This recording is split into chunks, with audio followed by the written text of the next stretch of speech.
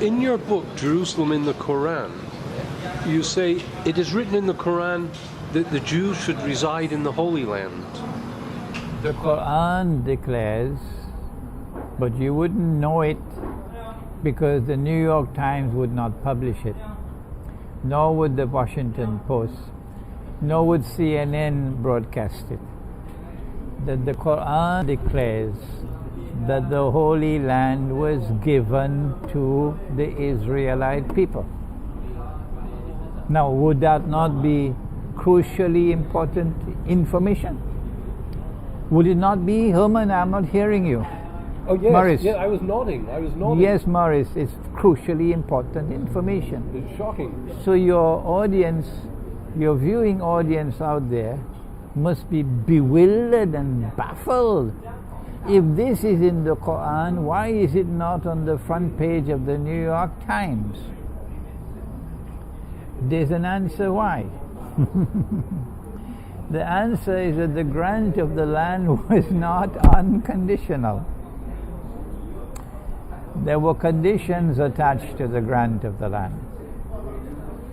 And those were that you must have faith in the one God. You must recognize Him as the sovereign. And that you must be righteous in conduct. You can't be a money lender, lending money on interest, and be righteous in conduct. Now,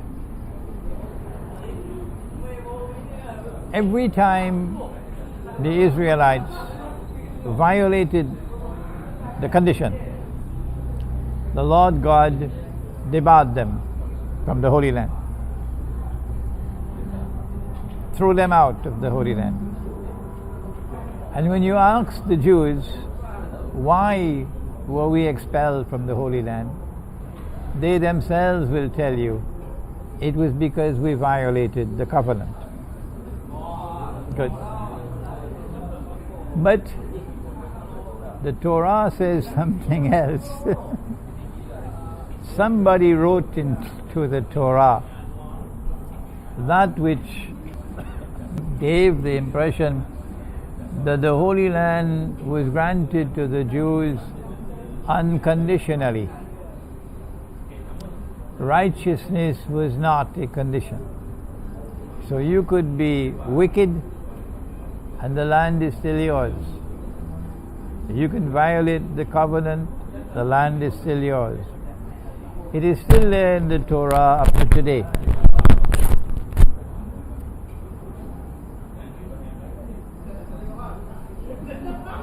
It is not because of righteousness, says the Torah, that the Lord God gave you this good land to inherit. For you are a stiff-necked people, quote unquote. The writer of those words wishes to convey that the Bible is the deed, the title deed of the Holy Land for the Jews. The Zionist movement used it that way.